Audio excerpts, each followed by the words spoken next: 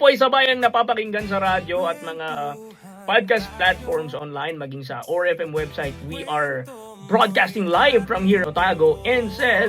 Kung ikaw po ay locally na nandito sa NZ, tune in only here on 105.4 ORFM Radio.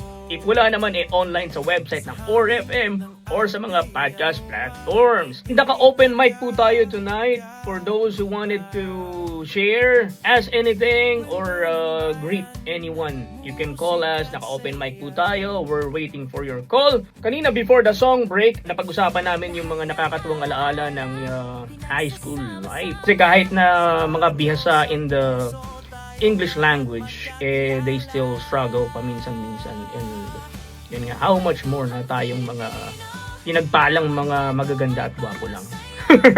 Mapagpalang gabi Luzon, marhay na banggi sa mga katotong Uragon at maayong gabi sa imong tanan sa Kabisayan at Mindanao. Baka nakikinig si Inday Sara sa Davao, no? Maupay na gabi. Maupay na gabi, BP. Stay strong and gwapa. Gwapa kaayo. Isaldi ko naman kung nasan ka man ngayon eh. Diyan ka na lang. Okay lang kami dito.